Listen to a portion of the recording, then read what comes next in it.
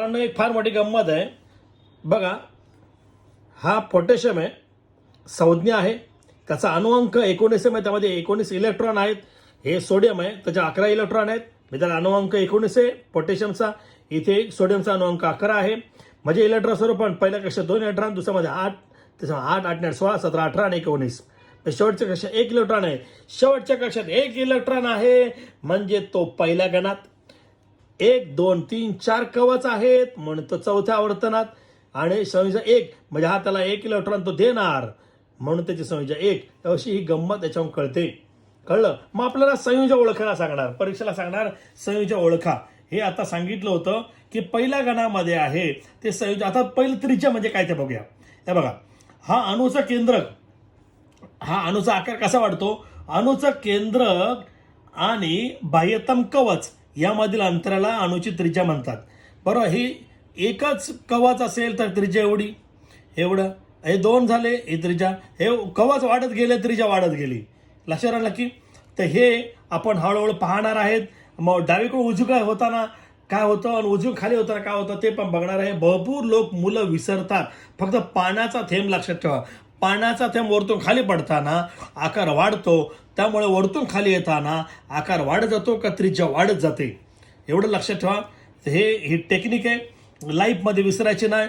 तर ते अणूचा हा जो आकार आहे, अणूचा आकारमान त्याच्या त्रिज्येत दर्शवतं. बरोबर आहे. मग अणूची त्रिज्या म्हणजे मी आता सांगितलं अणुकेंद्रक व बाह्यतम कवच यामधील अंतर.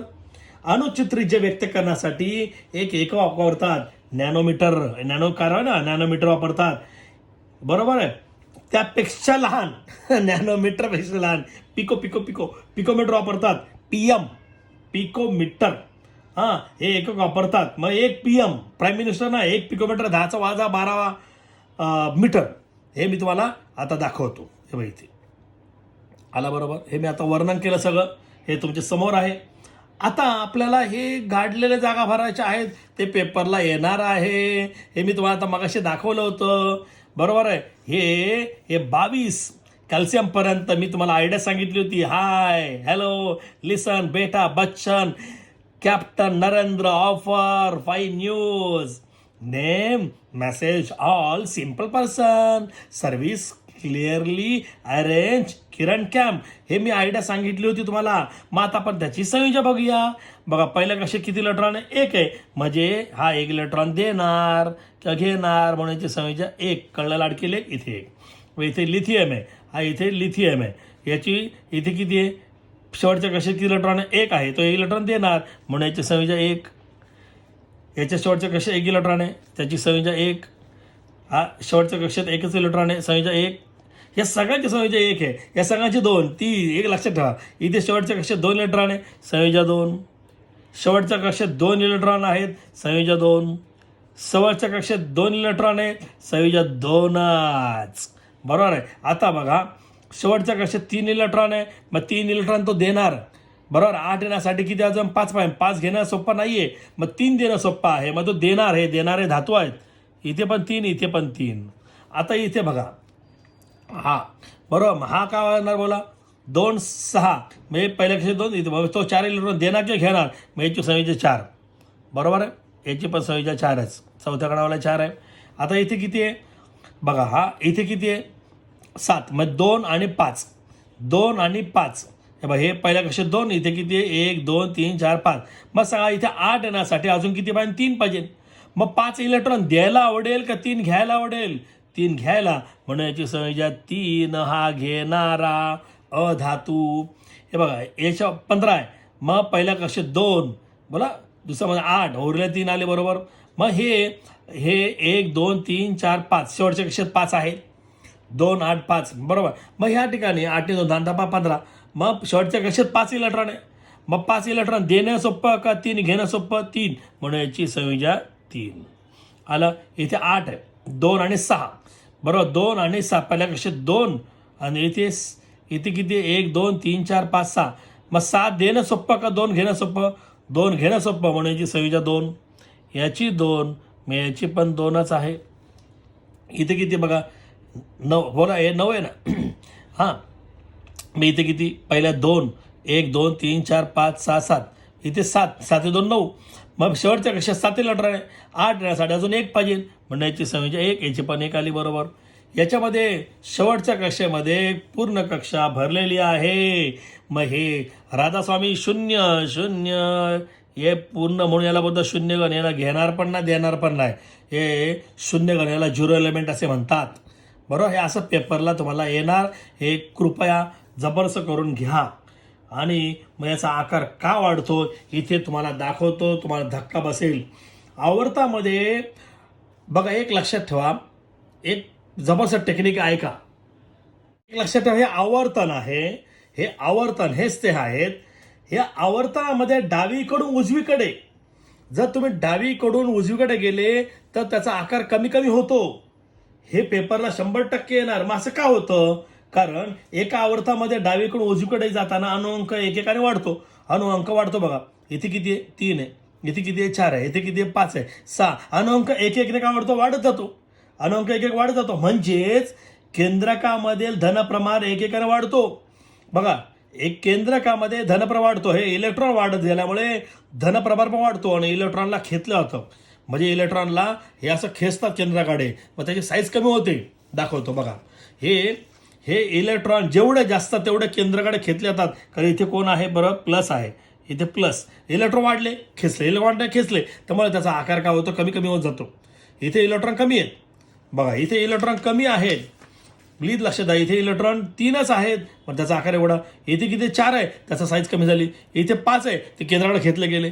बरोबर, म्हणजेच डावीकडून उजवीकडे जाताना अनुअंक एकेकाने वाढतो आणि अनुअंक एकेकाने वाढत जातो. म्हणजेच केंद्रकावरील धनप्रभार एकेकाने वाढतो. मात्र भर पडलेला इलेक्ट्रॉन असलेल्या बाह्यतम कवचामध्ये जमा होतो.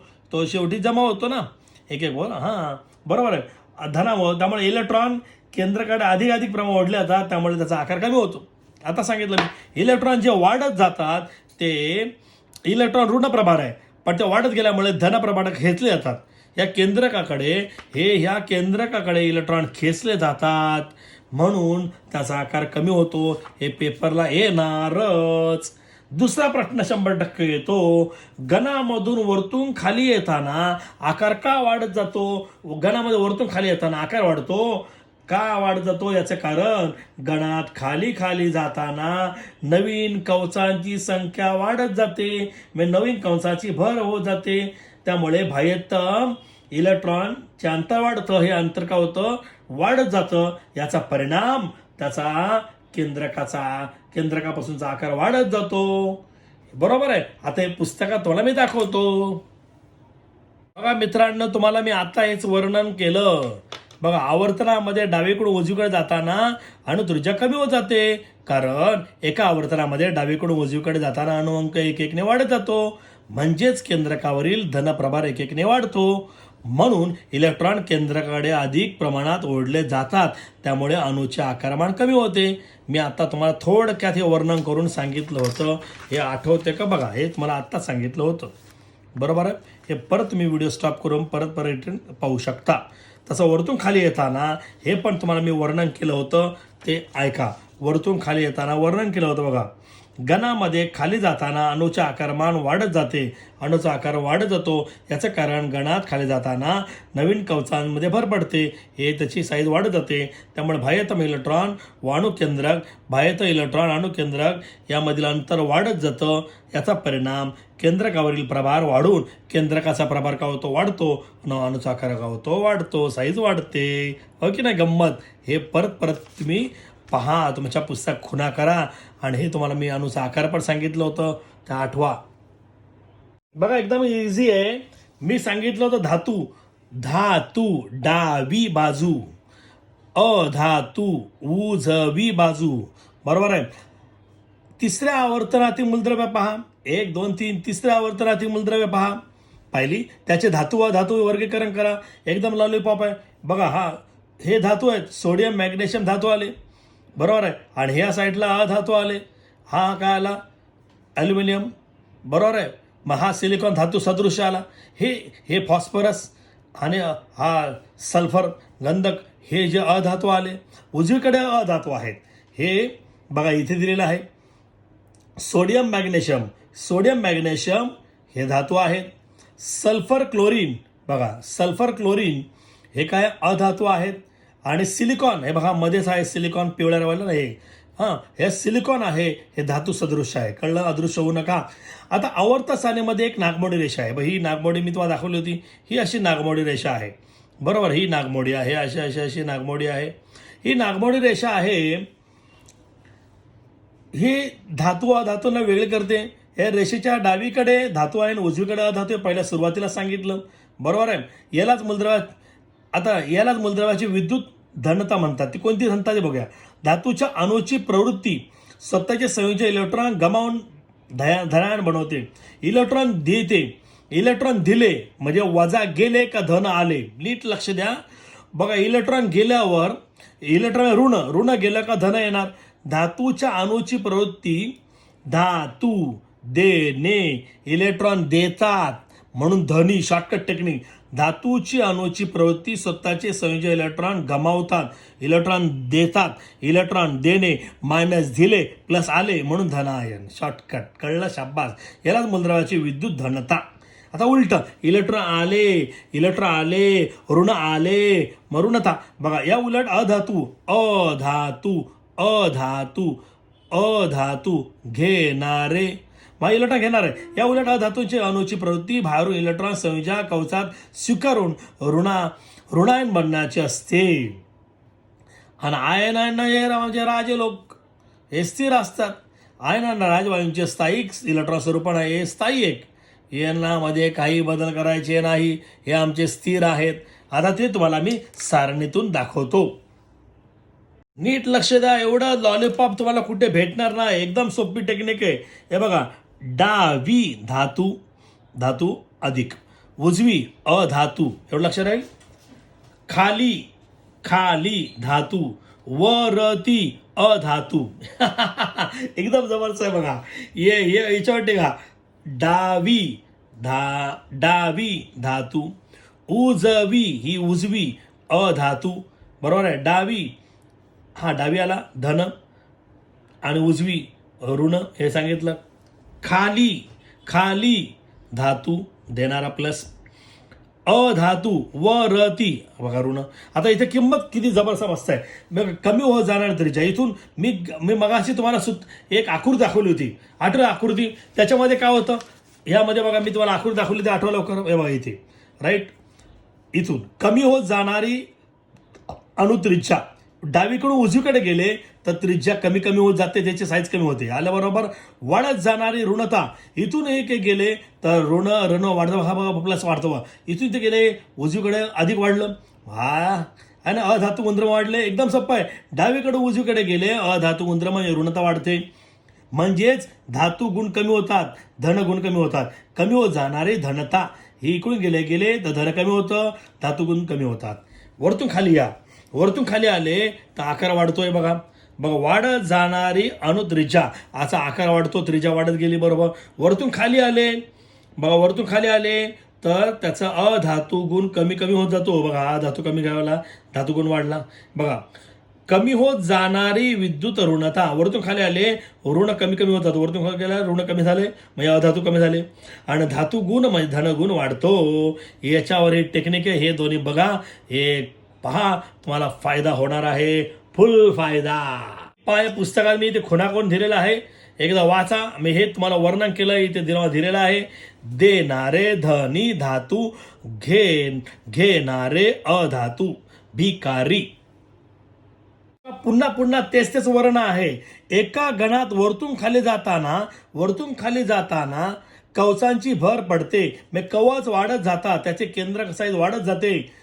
संयोजन इलेक्ट्रॉन अंतर वाढतं, इथून अंतर वाढतं.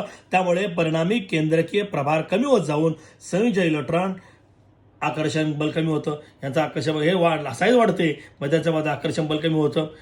जसं प्रकाश लाईट बसून लांब कमी होतो, तसं इथे केंद्रकापासून अंतर वाढलं त्या दोघांमध्ये हे इलेक्ट्रॉनचा प्रभार आहे ना, ते कमी होत जातो. ओके. त्यामुळे इलेक्ट्रॉन गमावण्याची प्रवृत्ती वाढते. मग जशी साईज वाढणार तसे त्याची इलेक्ट्रॉन देण्याची प्रवृत्ती वाढत जाणार. त्यामुळे गणात वरतून खाली जाताना मूलद्रव्याचा धातू गुण वाढण्याचा कल दिसून येतो. वरतून खाली येताना मगाशी मी दाखवलं होतं, वरतून खाली येताना धातुगुण वाढतो. बरोबर, वरून खाली, वर खाली, खाली धातू, वरती अधातू. मग खाली धातुगुण वाढतो, वरती अधातुगुण कमी होतो. वरती अधातुगुण, वरतून खाली येताना धातुगुण वाढत जातो, धातुगुण वाढतो, अधातुगुण कमी होतो. परत एकदा बघा, एका आवर्तनात डावीकडून उजवीकडे जाताना बाह्यतम कवस्थेत राहते. हे कवस्थेत राहते. मात्र केंद्रकाळी धनप्रवाह वाढतो. इलेक्ट्रॉन दिल्यामुळे धनप्रवाह वाढतो. इलेक्ट्रॉन वाढतात ना, इलेक्ट्रॉन वाढतात, धनप्रवाह वाढत जातो, मग त्याचा आकार कमी होतो. हे का, मग सांगितलं ते परत आहे. एका आवर्तात म्हणजे एकाच आवर्तात, म्हणजे हे पहिलं आवर्तन, दुसरं आवर्तन, तिसरं आपण समजा दुसरं घेतलं. एकाच आवर्तनात डावीकडून उजवीकडे जाताना बाह्यतम कवस्थेच राहते. हे शेवटचं कवस्थेच आहे.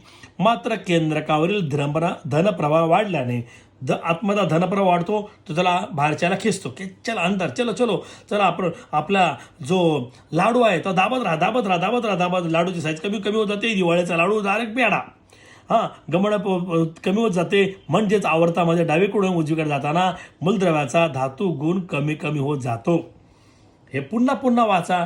हे 7वीतील आचं उत्तर आहे. कळलं माझ्या मित्रांनो? आणि एवढं सोपं आहे, फक्त तुम्ही घाबरू नका. एवढं सोपे आहेत. बघा पुढे, कोणत्याही गणात वरतून खाली जाताना मूलद्रव्याची विद्युत धनता वाढते.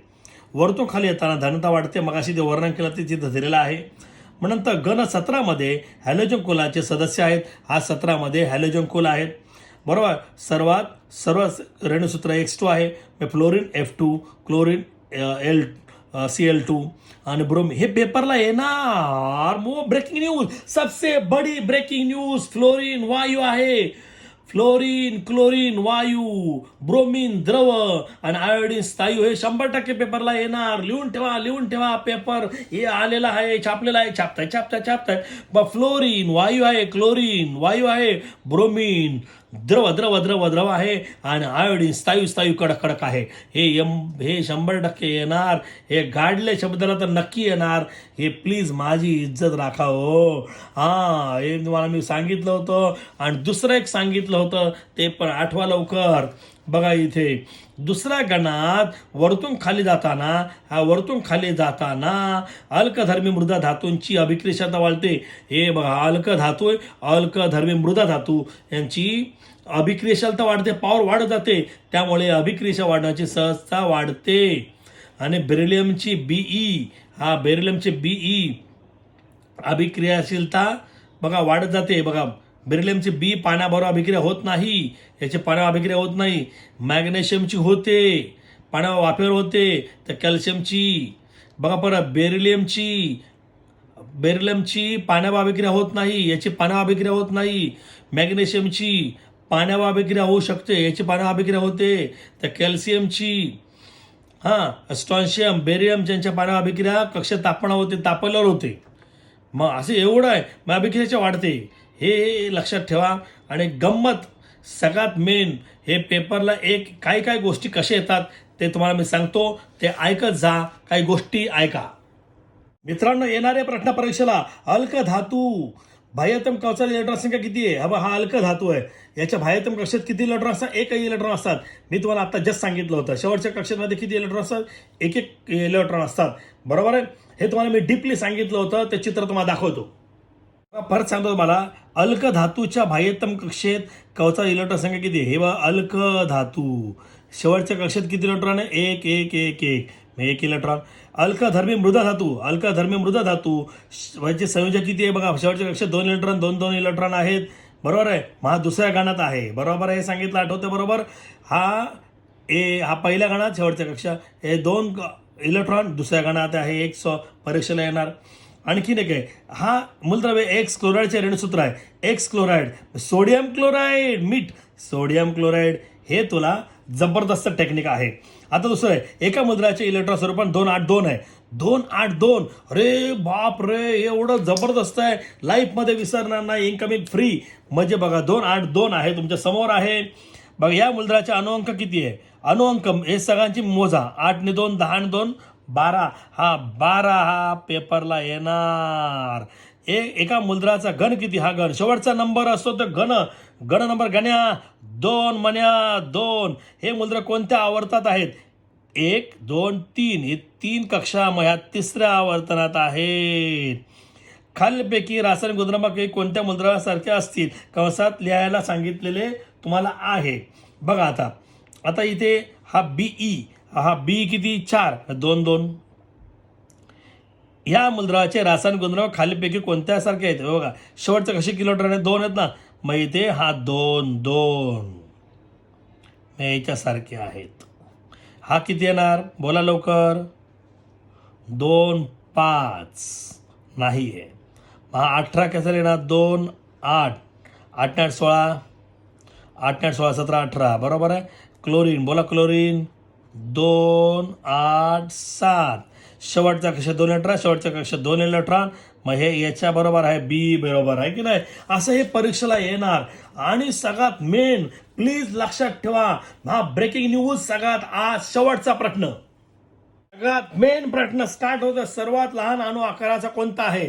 तुमच्या समोर मी ही सारणी ठेवतो, याच्यामध्ये बघा लवकर, तुम्हाला चान्स देतो आहे. सर्वात लहान आकाराचा अणू हे म्हणू, इथे हायड्रोजन दिसतोय, बरोबर आहे. मग याला काय लिहायचं मित्रांनो, H2. काय लिहायचं, H2 हायड्रोजन. हा सगळ्यात आकाराने लहान आहे. पेपर हा प्रश्न येणार. नंतर सर्वात कमी अणुवस्तुमानांचा अणू, याचा अणुवस्तुमान सगळ्यात कमी आहे, तोच आकार पण कमी आहे आणि अणुवस्तुमान पण कमी आहे, काय कमी ठेवू नका. नंतर सर्वात विद्युत ऋण अणू म्हणजे ऋण प्रभारित ह्या साईडला उजवीकडे हा उजवीकडे कोण आहे, हे नाही घ्यायचे, हे शून्यवाले आहेत. हे उजवीकडे हे ऋण प्रभार वाढत जातो, ते हे फ्लोरीन आपण त्याला बोलतो. काय बोलतो, फ्लोरीन म्हणजे F2 बोलतो आपण. हे लक्षात ठेवा, एकदम सोपं आहे. हे ऋण प्रभारित ह्या साईडला, हे सगळं धन प्रभारित इकडे. हे ऋणवाले, हे धनवाले. हे मी सांगितलं होतं, हे धनी धातू, हे अधातू ऋणी, हे या साईडला, बरोबर आहे. सर्वात कमी अणुत्रिज्या, सर्वात एकदम साईज कमी कोणाची अणुत्रिज्या, ज्याची साईज कमी आहे तो हायड्रोजनाचा आहे. सर्वात कमी अणुत्रिज्या असलेला राजवायू सांगितलंय. सॉरी हा राजवायू म्हणजे हा हेलियम आला. हा हेलियमला काय बोलतो आपण, बोला He, हेलन ना हेलियम.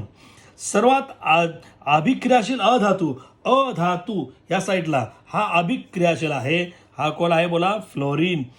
त्याला बोलतो F2 आहे, बरोबर. यस. आता सगळ्यात मेन प्रश्न स्टार्ट होतोय, तो म्हणजे तुमचा प्रश्न सगळ्यात मेन. हे बघा, इथे दिलेल्या वर्णनावरून नावे लिहायचे. KLM या कंसामध्ये इलेक्ट्रॉन असलेले आवर्तन बघा. हे आता KLM बघा, KLMN. मग KL ह्या कंसामध्ये इलेक्ट्रॉन असलेले आवर्त, शून्य संयोजी असलेला घन, बरोबर आहे. आता एक तुम्हाला सोपं आहे. हे तिसऱ्या आवर्तनामध्ये आहे, हे बघ तिसरं के आहे, बरोबर, के है ना, के. मग KLMच्या कंसामध्ये इलेक्ट्रॉन असलेलं के मध्ये किती, बोला के मध्ये किती. आपण तुम्हाला के मधल्या दाखवतो. के मध्ये आठवा लवकर, हा के तिसरं 1 2 3, ते आवर्तन बघायचं, तिसरं आवर्तन आहे. मग इथे तुम्ही लिहू शकता तिसरं होतं, KLMच्या कवचामध्ये इलेक्ट्रॉन असलेले आवर्त, म्हणजे के कवच तुमच्याकडे याचा अर्थ असा आहे, हे पहिले कवच आहे, दुसरं कवच आहे, तिसरं कवच आहे. मग हा कुठे असणार नाही कळलं, बरं बघा. हा के ना, पहिला दुसरा तिसरा, म्हणजे पहिले ऑर्बिट, पहिलं कवच, दुसरं कवच, तिसरं कवच. मग कुठे असेल, हा तिसऱ्या आवर्तनात असेल. किती आवर्तनात, तिसरे आवर्तन. इथे लिहायचं तिसरे आवर्तन. शून्य संयोजी असलेला घन, शून्य घन असलेला कोणता, एकदम 18, एकदम शेवटचा शून्य घनवाला आहे, हा ना. हे शून्य घनवाला 18 आला, बरोबर. हे शून्य घन 18 हा डायरेक्ट. त्यानंतर संयोज्य 1, ज्याची संयोज्य 1 आहे, म्हणजे ज्याची संयोज्य 1 आहे तो कोण आहे, हे बघा इथे हा संयोज्य 1 असते याला. हे बघा इथे किती इलेक्ट्रॉन 9 आहे, म्हणजे शेवटच्या कक्षेमध्ये किती इलेक्ट्रॉन 7 आहे. मग 1 इलेक्ट्रॉन घेणार, मग संयोज्य 1 असलेला हा हॅलोजन. हे भरपूर मुलांना येत नाही, हे हॅलोजन. आणि संयोज्य 1 असलेले धातूचे कुल, म्हणजे धातूचे कुल हा धातूचे कुल पहिलं घन संयोजा 1 बरोबर. इथे किती आहे? 1 येतो इलेक्ट्रॉन देणार. हे काय सांगितलं? अधातू कोणता? हॅलोजन. याचे संयोजन 1, याची संयोजन 1. धातूवाला कोण आहे? मग धातूवाला 1 आहे. हे प्लीज लक्षात द्या. एक संयोजन देणार म्हणजे धातू हा. म्हणजे इथे काय आला? पहिला नंबर घन. संयोजन 2 असलेला धातू, हे धातू 2 असलेला धातू म्हणजे ह्या दुसरा घन. हे दोन गल कुल म्हणजे घन. हे कुल लक्षात ठेवा. दुसऱ्या व तिसऱ्या आवर्तनातील धातू सदृश्य, हा दुसरा आणि तिसरा हे धातू सदृश्यवाले हे ना, हे मेन 2 हिरो आहेत. बोरॉन आणि सिलिकॉन. कोण बोला? बोरॉन आणि सिलिकॉन. हे बघा, ह्या 2 आणि 3 मध्ये बोरॉन आणि सिलिकॉन. बोरॉन कुठे गेला? बोरॉन हा बी आणि सिलिकॉन.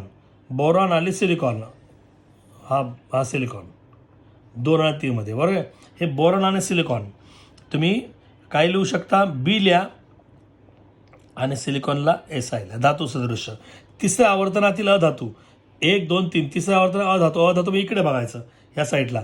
कोण कोण आहे? P phosphorus, sulphur, chlorine. Phosphorus, sulphur आणि क्लोरीन अधातू इकडे असतात उजवीकडे. हां, नंतर 4 संयोजन असलेला. आता इथे संयोजनवाले 4 आहेत. मग 4 असलेले कोण आहे? हा कार्बन आणि सिलिकॉन आहे. हा कार्बन आणि हा सिलिकॉन. एकदम सोपी आयडिया मी सांगितली होती. परत एकदा पाहून घ्या, मजा येणार. Today shout out goes to सबसमेन विश्वजीत शरद गायकवाड इन फ्रॉम मुंबई.